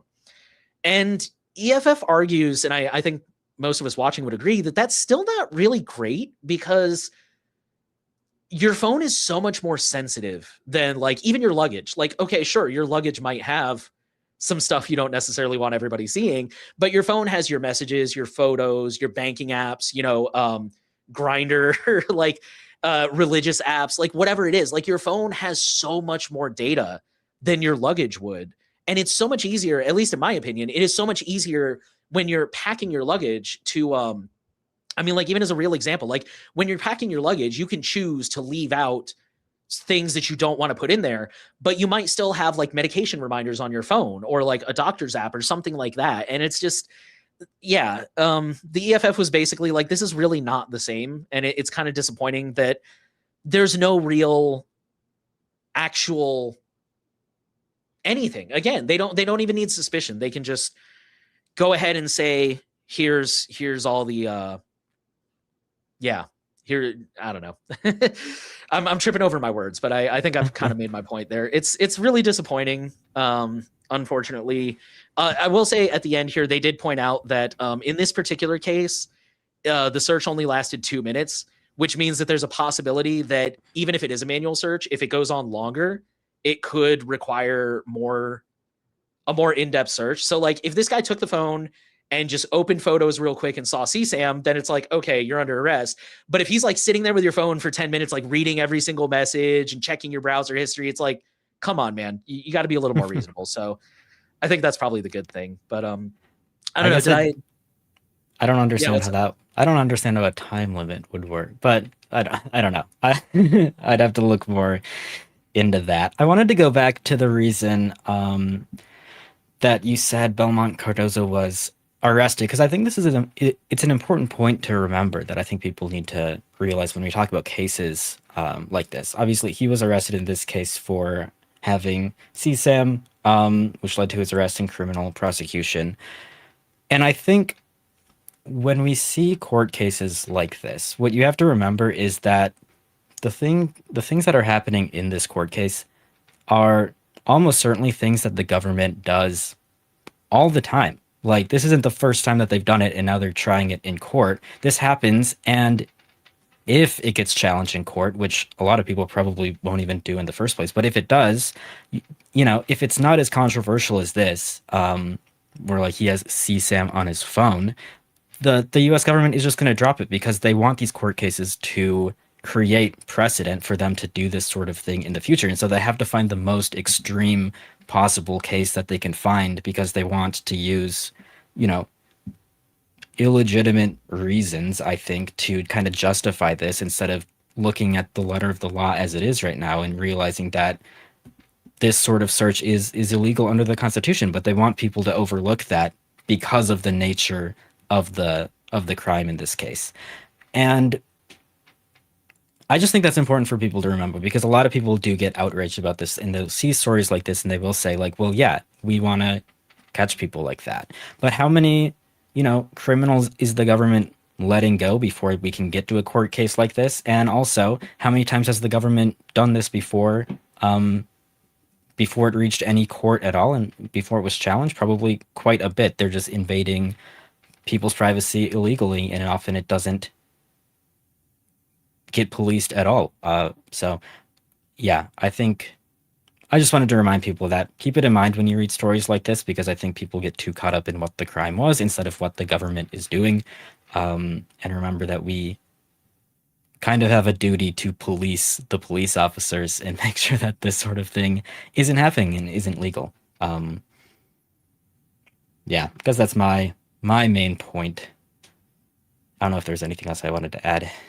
You kind of covered a lot. Sorry, I mean it's kind of a straightforward story, but I also wanted to include it because, like I said, this, the rules surrounding phone searches, it feels like they're changing by the day, and it's highly contextual and dependent on things, and so it's the more information we can get about how to what's going on and what the current landscape is helpful. And also, like, both this story and the previous story about the border we just did, it's another thing sort of similar to what I was saying about the government, where like the government is doing these things on the border specifically because they know that people get really mad about border related issues and will support things that they otherwise wouldn't support in any other context. So that's why we see a lot of very extreme stories, like ones dealing with CSIM, and that's why I think we talk about a lot of border stories, like a disproportionate amount on this show, because that is, it kind of seems like, in my opinion, where the government wants to test out a lot of these privacy invasive things first before we see them get that out on the streets everywhere in America. I think that, I mean, really, like the stuff we were talking about on the border in terms of surveillance towers, that's the sort of thing that they wanted to test on the border, and now we see flock cameras on every street corner in America. It's kind of a pared down, cheaper version of all of that surveillance stuff, but it's more ubiquitous, and it's not about protecting the border. It's about surveilling American citizens, and everywhere they go and what they're doing. So yeah, you just gotta keep all of that in mind. It's all like, this has more impact than just like the specific thing that we're looking at right now. You may have heard of this, but it does not get as much attention as his other phrase in shittification. But have you heard of Cory Doctorow's shitty tech adoption curve? No, I have not heard that. It's basically what you're arguing. Do you remember that Winter Soldier drone that Baltimore tried to roll out like sometime shortly after lockdown, I think? Yeah, I believe so. Yeah. For those who maybe missed that story, basically Baltimore, the city of Baltimore, I think it was Baltimore, wanted to fly a surveillance drone like 24/7 in the sky that would just record all the time. And civil rights groups fought back, and they were like, this is surveillance, this is illegal, this is a violation of the Fourth Amendment. And real quick, as I thought it was funny, they tried to argue, it's like, well, it's not really 24/7 surveillance because we still have to land it for a couple hours a night to refuel it and stuff. So technically it doesn't get, and thankfully the government was like, no, this is illegal, you can't do this. So they weren't allowed to do it. But somebody pointed out that technology began in Afghanistan. Like, it was literally a modified version of the Predator drones and the same surveillance drone we fly around in war zones. And Cory Doctorow coined this term called the shitty tech adoption curve, which is exactly what you're saying, is like they roll it out in these situations where unfortunately people aren't really paying attention, in like wars and prisons and places like that, where it's easier for people to ignore it. And then they kind of use that as a testing ground to hone the technology before rolling it out to surveil the rest of us. And unfortunately, ever since I read that, I see it everywhere. Cory was very, very right about that. But yeah, that's basically what you were describing. So I know I can never have an original thought. Cory has had all of them already. Cory has all of the thoughts. Dude, he is so smart. I mean, yeah, none of us can compete with him. No. But, I think before we dive into the next story, I think we had another forum post we wanted to look at, and I think this one actually came from you. About the FCC comment. Sorry. Yeah, trying to pull it up again. Yeah, I did just want to highlight this really quick. I think did you talk about it on the show? I don't think I was on, but I'm sure in one episode it came up. I think we gave it a brief mention because this does ring a Yeah. bell. The FCC is proposing a plan to require government ID, your physical address, and an alternative phone number for every phone line in the U.S. So, yeah, if you sign up for a new phone line, you're not going to be able to get it as anonymously as you currently can. We've talked about a number of ways to get phone lines anonymously here on the channel, and I'm not really sure how any of those methods would really survive a rule change like this. The deadline to comment on these proposals is July 25th. And so if you are an American, I think it is really important to submit a comment to the FCC about this because, they will take this into account in these hearings, especially, genuine personal accounts are going to be very compelling in terms of pushing back against this. Don't just submit like an AI generated comment, but you can go to this forum post that I've stickied it on the forum, so you should be able to find it because I have a link to where you can file an express comment and the two docket numbers that you're going to enter in the top field of that. You're going to enter 17-59 and 02-278. And just submit a comment for both of those. You can do both of them on the same form, so it's very easy to do. And I think it's very important that this sort of thing doesn't get passed. So hopefully you can speak out about it. There are some comments in this forum thread that we could address here. Expert 4870 asked if KYC would help with spam, and the answer is no. None of this is going to help with spam in any way, because this isn't the reason that spam calls exist. Spam calls currently mainly exist due to technical failings of these telecom providers, and there are systems in place, or they could make systems that would prevent pretty much all of this stuff from happening. They just choose not to do it for a variety of reasons. But there are different like authentication protocols, and there are technical ways that they could just prevent cell phone number spoofing, which would be a huge improvement that they're not doing. And it's not clear to me how KYC is going to help this, because all of those exploits and flaws in the current telecom system will still exist for spammers to take advantage of. However, this is going to make it much, much harder for regular people to get phone lines, which are pretty much mandatory given how many services require a phone number nowadays. So yeah, this is definitely not the solution. All of the expert opinions that I've seen on this and all of the people in the telecom space that I've talked to have no idea how this is going to improve the spam situation either, because it's not. But yeah. And also, as Carrie just pointed out, it doesn't prevent offshore phone accounts. Yeah, this really, I can't even imagine how they are justifying that this could solve the problem that they're trying to address, because there are so many ways for all of that stuff to continue while this policy is in place to really take away privacy from Americans. So just wanted to put that out there. Check out the forum thread. I can leave it in the chat here if people want to check it out. But it's also in the newsletter.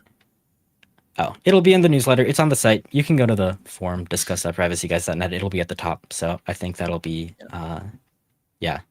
consider it, because public opposition, and especially like grassroots opposition, does actually have an impact on these political decisions. We've talked about that before, like in the EU with chat control and like pushing back against that. And it's the same here, where we got to nip this in the bud before it happens, because if it happens, it's going to be so hard to undo it.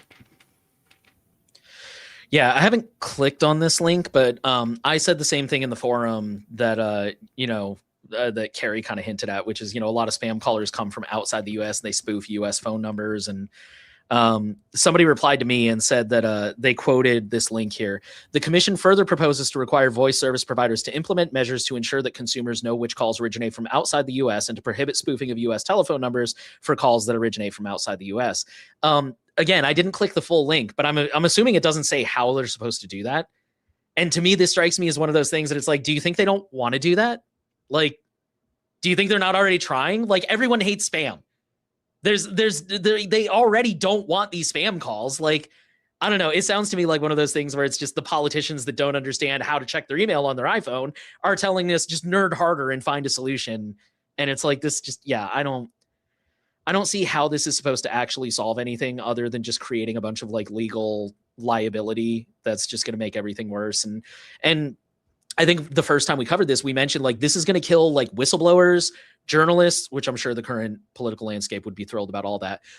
Domestic abuse survivors, like all these kind of people that have perfectly legitimate cases for needing a burner phone are just up a creek now. And we're not actually going to fix everything. We're just going to make everything worse for everybody. So yeah, I need to leave a comment on this too.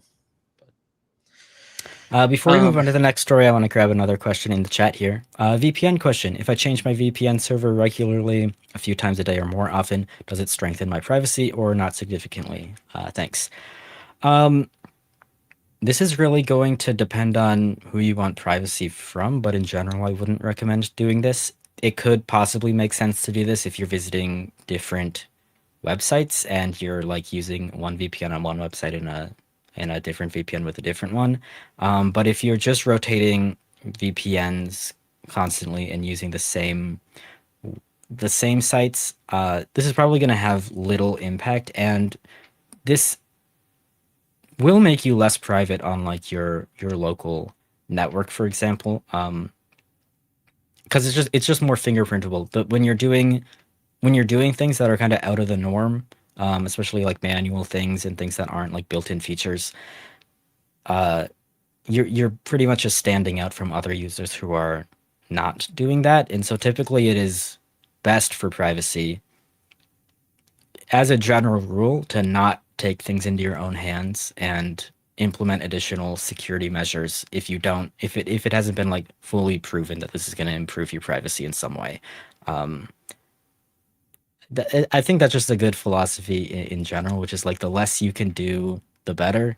And this sounds like a lot of extra work for no proven gains. So yeah, I wouldn't do this probably, but I think that answers that. Yeah, I just want to add on that in general, I think VPNs are really over exaggerated for privacy. I think somebody commented this during the Mullvad story too. And, they have a place. Like I use a VPN. I'm sure Jonah does. Like most people do use VPNs because they're helpful. But, VPNs really only do two things. They change your IP address. And aside from, three things, because they also do the whole encrypted connection thing. If you use, most modern VPNs nowadays come with DNS-based blockers that block ads and trackers and malware. But, the DNS-based things, they're only going to block known things, right? And they're only going to block DNS-based. So, like, if your ads and trackers are being served from the same place as the website itself, they can't block that without breaking the website. If it's, a new web address, a new domain, they can't block that because they don't know about it yet. And as far as the IP address thing, like I'm firmly convinced we don't actually know how common fingerprinting is because companies, don't really rush to tell the world. And those who do are marketing companies, so they're probably over exaggerating it anyways. But I'm willing to bet that fingerprinting is extremely common nowadays. And in the context of fingerprinting, your IP address is such a small part of your fingerprint because a lot of residential places rotate IP addresses anyways. And, if you're going from your phone to your computer to the library to the coffee shop to work, like IP address is just not a very efficient way to track people. So VPNs, I'm not anti VPN, but I don't think in the context of privacy, like I'm with Jonah, I think rotating regularly would just be so much overkill for so little gain. And I think you'd be better off just focusing on using a good privacy respecting browser, using things like uBlock Origin that are not blocking purely based off block lists, things like that, I think are going to get you way, way more privacy than rotating VPNs. So, alrighty. On that note, I think we're going to move on to our next story about OpenAI. This is kind of a big story this week, the whole OpenAI and Hugging Face debacle. Yeah, this is reported by Wired. OpenAI models escaped containment and hacked Hugging Face. Describing the incident as unprecedented, OpenAI said its AI models broke out of a sealed testing environment last week and hacked into Hugging Face's production system to steal the answers to a test they were being graded on. The models, the publicly available GPT 5.6 Soul and an unreleased reportedly more capable one, were being evaluated on their offensive hacking skills with the safeguards that normally block high-risk cyber activity switched off. They go on to say, according to OpenAI and Hugging Face, the models escaped through a package registry cache proxy, software that allows developers to install outside code without connecting to the internet. The proxy was the only component in OpenAI's isolated testing environment permitted to reach the outside world. In normal use, that reach extends only to public code repositories. Rather than stay contained in the sandbox, the models exploited a zero-day vulnerability to gain access to the open internet as they hyper-focused on finding a solution for the AI cybersecurity benchmark known as Exploitgem. Such experiments involve prompting that pressures the models to find solutions, essentially egging them on. They say that the flaw that the models exploited was previously unknown, as would be implied because it's a zero-day exploit, but flaws in this kind of software are not unusual. Companies have been patching serious vulnerabilities in artifact repositories for a decade. A bug disclosed in 2024 let anyone who could reach the server ask for a file by URL and get it, which would include configuration files, passwords, access tokens without logging in. Others have let attackers take control of the server itself. So a lot to unpack there. I kind of take a little issue with a lot of these stories about AI and security and like their capabilities because honestly, like when Anthropic's Claude Fable was banned by the US government, we talked about that a few weeks ago when it happened. And I kind of had a similar opinion then, which is that like all these stories do is really boost the impression that like these models are extremely capable and they're totally worth paying a lot of money for because look what they can do, right? But at the same time, it is true that they're finding like zero-day vulnerabilities and they're discovering new vulnerabilities that didn't previously exist, and there obviously are cybersecurity implications there. Yeah, Nate, I could talk a bit more about this, but do you have any thoughts, or was there anything you saw in the article that I didn't talk about? Not too many. I think I think your take is definitely accurate that this is kind of a little bit marketing for these companies, like, oh, look how super powerful our AI model is. But it does also kind of point out that I think it's one of those, it's kind of like when Kerry guested on the podcast and he said, like, this stuff is coming, like, regardless of how you feel about AI. I think there are some impacts here that are happening regardless of whether you use it or not. Because, I think when we think about agentic AI, at least me, I usually think of stories about like, oh, some moron's AI agent went and erased their entire inbox. And it's just like, yeah, what idiot is using these things to begin with? But now we're seeing it's like it can go beyond that, and it's unfortunate that it's one of those things where I think as privacy people, we all kind of relate to, people will be like, well, if you don't like Google, just don't use it. And it's like Google Analytics is on 70% of websites. How am I supposed to just not use that? Like, come on, man. And it's kind of the same thing where like now they're starting to use these AI agents for like pen testing and hacking. And it's like, how am I just supposed to not use it when this is impacting me? And another thing that occurred to me was, we covered a story a couple episodes ago. I think I forgot to go find that episode, but we covered a story a while back about how with the Mythos thing, I think it may have been the episode Carrie was on, where there were unauthorized users that were somehow gaining access to Mythos, and I don't think they ever resolved how that was happening, whether it was like some kind of insider giving them access or something. But it kind of points out that it's really delusional with all these tech companies. It's like, oh, only the good guys are going to have this. We're only going to sell it to good guys, which is definitely what Clearview AI said right before selling it to authoritarian regimes. But it's also like, even if they are acting in good faith, clearly these people are finding access somehow. And yeah, I think the last thing I wrote down here is kind of towards the end of the article, they talked about how this is really an infrastructure problem. Let me see if I can go find it. In recent months, top AI companies have been raising concerns about the expanding cybersecurity capabilities of upcoming frontier models as the platforms increase in both expertise, creativity, and agentic autonomous operation. But researchers emphasize that this is all the more reason the fundamentals should still apply. Where was it? It was like the last quote that he made. I wish this is a veteran security engineer and researcher, Niels Provost. He says, I wish the Frontier Labs spent as much time on teaching their models to write secure infrastructure as they are spending on exploiting vulnerabilities. And it's just kind of showing that whole like move fast and break things mentality is still here. They're still out there just trying to make money, trying to like push out this newest, shiniest model. Like you were saying, it's, look how scary our model is. It's unfortunate that we do not ever seem to learn our lesson and we just keep repeating these mistakes. Well, and that quote is especially relevant here because when I'm reading this, I'm wondering, like, how was this vulnerability found? What was the vulnerability? And was there, like, a more standard configuration for this proxy server that would have prevented them from doing this? Maybe if they had configured it differently when they installed it? Because I would have to imagine OpenAI probably is just asking AI to set up this secure environment and to set up this proxy server. Like, I'm sure they use AI super heavily.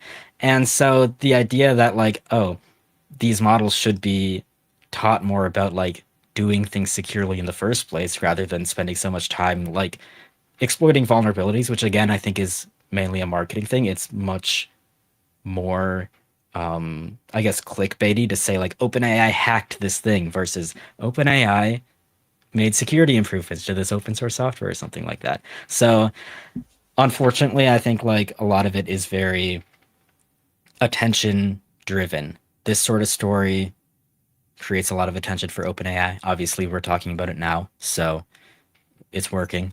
And that attention is like the main thing that these companies need right now, like just to survive. They're obviously not making money. So they have to exist on hype and vibes alone until, in theory, they can make money. I don't know if they ever will, but that's their hope. So, yeah, I mean, I don't know if I have much more to say beyond that. The AI stuff is just nuts to me. Yeah, I don't really know if I have any more to add either. I agree with you. It's it does make me wonder what you were saying about, like, did they have the AI configure this? I mean, if you have the AI spit out code, you're just going to skim it. You're not going to sit there and audit every single line of code. You're just going to like, yeah, it looks good, let's run it. And as opposed to like, if a human wrote the code, I mean, maybe the human would just by instinct write it in a much more secure way. But since it looks mostly right, they don't catch it when the AI does it. And I don't know. Yeah, I just can't imagine like anyone at OpenAI is really just doing things on their own anymore. Like that would be unbelievable to me. I don't know, man. They're probably not even like supply. Yeah, hopefully they're not, but I would imagine they have not taken that advice to heart. Yeah, who knows? We had one more forum update that we were going to cover before jumping into our final story about Apple. This one was pretty close to my heart. Is there a point in supporting projects? I don't know whose turn it is. Is this my turn? You can take it. Do you want to take this one? Okay. So yeah, this person here says that this is something that's been on their mind for a little bit. And basically, is there a point in supporting small projects? And they talked about Session, for example. And they say that, they want to support projects and they're happy that they exist, but at the same time, does it actually matter? If you give $5 a month, does that help? And, they might still go bankrupt or disappear. How do I know they won't go into financial trouble? So on and so forth. So here's my take based on my experiences with the new oil, with surveillance report, and a little bit here at Privacy Guides is a little bit different than what I was doing at those organizations. But I think so. The first thing that I want to reiterate that we always say is like, your safety comes first. We don't want you to donate if you're going to lose your house, if you're not going to have money for food or for the baby formula or whatever.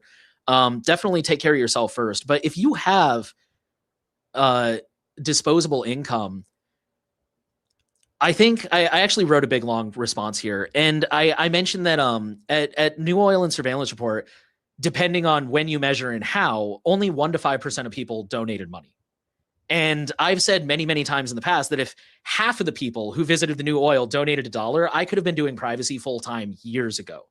And so I think a lot of the time, like, yeah, if you look at it as an individual, like donating $5, $10, even $1 as an individual, yeah, is really not going to do anything. But it's almost like like this is a problem we have with voting, right? Where a lot of people are like, oh, my vote doesn't count. And therefore 40% of America doesn't vote. And it's like those millions of votes could have potentially changed the outcome of the election, either any election, either way. And so it's kind of the same issue in privacy, where it's like if everybody goes, yeah, well, my $5, all I have is $1, that doesn't help. Yes, but if 1,000 people give $1 a month, that's $1,000. Like it adds up. And so I would encourage people, and obviously I have incentive, but I would encourage people that, yeah, if you do have money, donate. And there are so many projects out there, for the record. I know it's kind of impossible to donate to all of them. So I would recommend starting with the ones that, like, if this went away tomorrow, could you live without it? Like, I use Signal religiously. I use now I use Fresh Tomato, but I used to use DDWRT and like Nextcloud, and like these are all things that if they went away tomorrow, like, yeah, I'd be kind of screwed. Things like another thing that's really common is rotating. This month I'm going to give $5 to Signal. Next month I'm going to give $5 to Fresh Tomato. Next month I'm going to give $5 to Cubes, like that kind of thing. So I don't know. I just, yeah, this is really near and dear to my heart. It definitely, if you do have a disposable income, I strongly encourage people to donate, because it does help. It adds up. Even $1. Like I said, if 1,000 people give $1, that's $1,000 a month. So yeah, I don't know if I can add much more to that without repeating myself.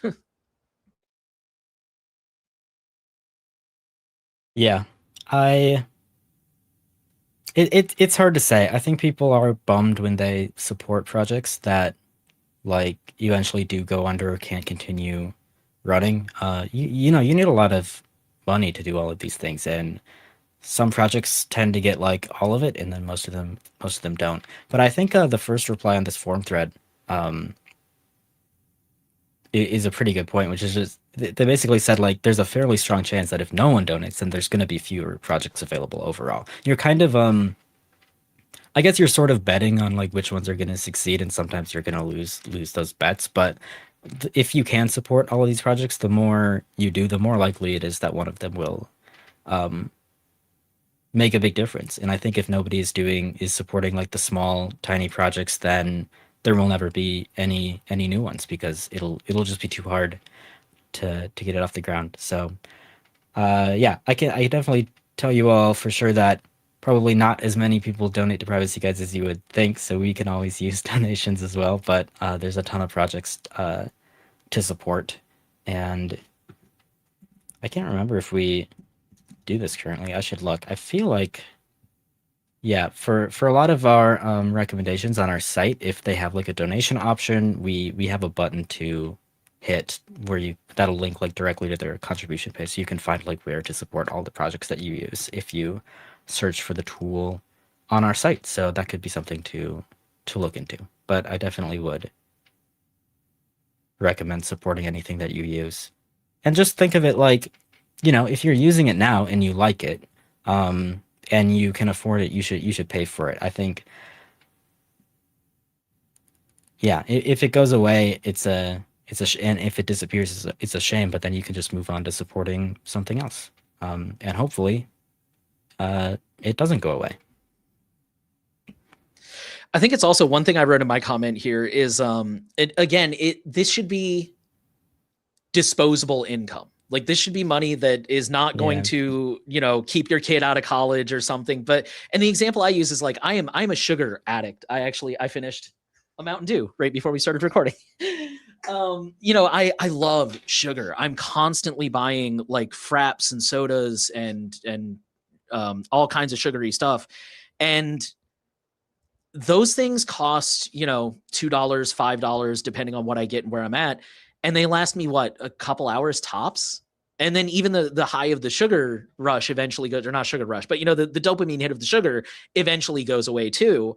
And so it's one of those things where it's like, yeah, I'm spending $5 and it's going to last me half a day tops. The convenient, or not the convenient, the reward of that, whatever word I'm looking for. And, whereas something like this, it's kind of one of those things where it's like, if I knew for sure that skipping one coffee a month would keep Signal around, would I do it? Yeah, absolutely. And so to me, it's kind of that same argument. It's like trying to reframe that attitude of like I can afford to go without one soda to help this project stay around, I think. And yeah, Carrie said it too, the diffusion of responsibility. A lot of people assume that other people are supporting, like you said, it's, I was surprised real quick. One more quick story. I went to the Cubes, Open Collective one time, and their annual budget is like $10,000. And I'm like, hold on, what? Cubes? There's like 7 developers and literally not a single one of them could afford to do this full time.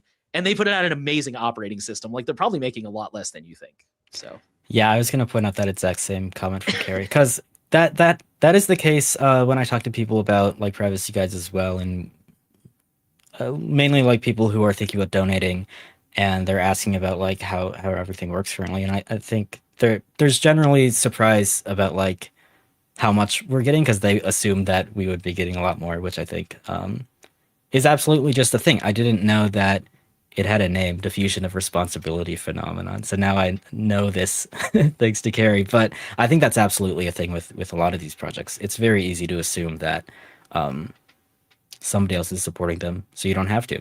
It's exactly the same as like, this is classic 911 first responder advice. Like you have to be like, don't just say like, somebody call 911. You have to say like, you, pink shirt right there, call 911 right now if you're in an emergency situation, because otherwise nobody will do it, because nobody wants to do things. So I'm telling all of you right now, you watching this, donate to something. You with the face. Yeah. One more example, if you go to nt.com/open, they share how many customers they have and how much revenue. They only make like $1 million a year, which for a company providing that kind of infrastructure, that blew my mind when I read that. I'm like, that's it? Like I've historically always worked for companies that made way more than that. And they were still small companies. Like I can't believe NT is running on such a small budget. But I mean, now you don't work for a company making more than that. Yes, that's why I said historically. This might be the first company I've ever worked for that makes less than $1 million a year. But just to point out the example, like what we were saying is like people think that they make a lot more money than they do. And when I saw that from Ente, I was like, really? That's it? Like, yeah, it's wild. They're doing a lot for how little they're making. But anyways, that's all I had on that one. Yeah. Terracotta Pie just said, late, thanks for the response. You're certainly welcome. Again, ask questions, everyone, in the chat, because we will try and get to them. In the meantime, we're going to talk about Apple and how Apple has finally fixed a vulnerability in Hide My Email after being shamed by 404 Media, because sometimes that is what it takes. So we did cover this. I actually went and looked it up. We covered this on episode 60 when Calyx OS came back. It was our second story, it looks like. So if you want to hear the original coverage, you can go back and check that out. But long story short, Apple says it has fixed a vulnerability in their Hide My Email feature, which let essentially anyone figure out a user's real email address, which was supposed to be protected by the feature. It's literally your one job. So they knew about it for about a year. And for those who don't know, Hide My Email is exactly what it sounds like. It's a paid feature, and it lets you create a new masked email address when you sign up for something that still forwards to your main email address. So that way, if it gets caught up with spam, you can just turn it off or whatever, and you won't keep getting spam. Or they point out here, hackers can also have a harder time cross-referencing your various accounts. So Tyler Murphy, co-founder of Easy Opt-outs, which is a service we do recommend. It is a service that I personally have been using for years, and I love it. He discovered this vulnerability and tried to report it to Apple. Apple, I think if I remember the original story, Apple started to reply and, kind of started to work with him, and then just kind of ghosted him and stopped responding. And at that point, Murphy came to 404. 404 published a story, and now that Apple was shamed, they had to go ahead and respond again. They said that it was fixed. And at the time, 404 was not disclosing how it worked because, of course, it's like they haven't fixed it yet. Anybody can do this. But now we have some information. And to put it simply, it required sending a target in a message that gets rejected as spam, and you purposely want it to get rejected.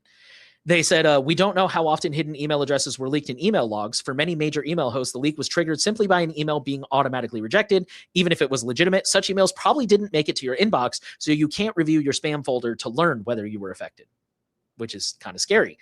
But yeah, basically, when it got rejected, the mail transfer logs could contain the hidden email address, your original email address, which would be exposed to the attacker. I think they have a link to Tyler's blog post explaining this stuff potentially. I could be wrong about that, but yeah, I guess that's kind of what's going on here. And now that we know more about how it works, not much of the story, just kind of a little tiny little bit of good news to end on. I want to bring Jonah in to fact check me on this one, but I did a little bit of very, very rudimentary research, and I think it is potentially possible that people like Simple Login and Addy might be vulnerable to this, depending on how they handle spam rejections. Do you know anything about that, or is that just pure speculation on my part? There's not a lot of like details about how this works exactly. I'd have to look more into it, because I suppose this is probably more dependent on like how your not the aliasing provider, but how your mailbox provider handles messages that are sent to spam. I would hope that they don't, that would get reported to the aliasing provider instead of the person who sent it, which it sounds like is probably the case with Apple. But I actually don't know how that works, or how this vulnerability bug works. In fact, it actually is. If you go to easyoptouts.com, there's a little banner right at the top that says "See our statement about Apple's Hide My Email vulnerability." It is a 20-minute read, so we probably can't read it here. But it looks like he does go into detail. If you scroll down to the exploit. So interesting. So yeah, we might look into that. Here, I'm going to share it while you're looking at this. Okay, it does say that hidden email addresses were leaked for a variety of mail hosts, so they saw them not just for iCloud, which is one thing I was wondering. I don't really understand why Apple's servers would do this, which is probably what Easy Opt does and everyone else doesn't understand. It just doesn't make sense to me. So I doubt this is an issue. They do say in this post, there's an other email aliasing services section, and they tested this vulnerability against many of the aliasing services on the market, according to them, and none of them had the same kinds of vulnerabilities. I assume at minimum they tested Simple Login and Addy, because those are like the two main ones people typically look at. But oh, I see they have a how to tell if you're affected section here. Yeah, so I guess you can test it. I guess we could test it. But yeah, I can't imagine why Apple servers would be configured in that way. It really does sound like a specific to Apple problem. Yeah, I think weird. You're right. I see the section here now where it says we did limited testing against many of the major aliasing services on the market, none of the ones we tested. And yeah, Simple Login and Addy are definitely two of the biggest ones. So at least Simple Login, I would imagine, was probably tested here. But if nothing else, hopefully now those providers are aware of this and they can go test themselves and make sure they're not configured like this. So. Yeah, it's always a shame that these companies have to be kind of pressured into fixing obvious problems, but at least it's fixed for everyone using this. Yeah, I agree. I don't know why they have to drag their feet so much, but I digress. Yeah, I was going to say the last note that I had written down here is we still do recommend services like Simple Login and Addy over Apple because, for one, they're more transparent. You know, they're open source. I think you can even self-host Simple Login for sure, maybe even Addy. And lack of vendor lock-in. You know, if one day you wake up and you're like, you know what, I'm going to move to Graphene. Like, guess what? You're not locked into Apple if you go with something like Simple Login. So, Yeah. Um, but that's, I think, all I had. Yeah, taking what maybe a look at our final chats here. In Signal, somebody commented about the FCC thing. I'm also informed in our Signal chat just during the show. Speaking of donations, that Cape has sent a donation to Privacy Guides. I don't know anything about that, but I'll have to look into that. But thank you to Cape for donating. Hopefully we get other donations too. But yeah, I will have to check into that after the show. Yeah, thank you. Like I said, every little bit adds up. It really does. Even if it's just $1 a month. If like years ago, last time I checked, you guys used to have the umami analytics on the website publicly. Mm-hmm. And I remember checking one time out of curiosity, and it was literally like 100,000 visitors a month. And it's like literally if half that number gave $1 a month, like I'm sure that would go so far. That'd be sweet. If all of them did, then we'd finally be that $1 million revenue. Yeah, we don't need nearly that much money, but we could. There's definitely improvements that could be made. I think I just wanted to, now that you mentioned it, kind of look at our stats on like the form, and I think we get. I mean, we get millions of page views. I don't know if I can see how many individual people visit, but whatever. And that's another thing I think about a lot too, is like, you know, with umami, it's like, it's kind of privacy respecting analytics. So it's like, how many of those are individual and how many of those just have a different fingerprint now because they're browser or whatever. So yeah, it's hard to say for sure, but I mean, it's still a lot. So that's why you track visits and page views. We did get a question just now from username 59549. There are a few offline privacy-focused navigation apps, but none seem to have a good interface. Do you think it is important to stay away from Google Maps, or is the privacy concern insignificant? I mean, in my opinion, I think I would still have one of those as a backup in case you ever lose signal or something like that, which I've been in those situations where just the cell signal is not very good and I'm kind of screwed. But from a privacy perspective, if I'm being honest, I think it really depends on where you're going and how often. Like if you know how to get around town and you're only ever using Google Maps like once a month or once every other month when you're going somewhere new, then it's probably not that big a deal. And especially if you're just like, oh, I'm checking out a new restaurant or something. But if you're using it like constantly, like I used to use it at my last job, I was constantly working on different job sites, and because we were on the clock and we were usually going there during rush hour, I was constantly trying to find the fastest route. So I really relied on mostly Apple Maps because I had an iPhone at the time. And, but I was using it like every day, all the time to get to and from places just to skip traffic. And that was probably not great for privacy, but I was on the clock. What am I going to do? So I don't know. That's kind of my take. I think it depends on how often you're using it and what for. So your answer is kind of like, how much do you want to be tracked? By the I mean, pretty much, yeah. Yeah. That is kind of what it comes down to, isn't it? But yeah. Did you satisfy your curiosity about the analytics? It's kind of complicated. We had a weird spike in visitors on the 16th for some reason. I wonder why that was.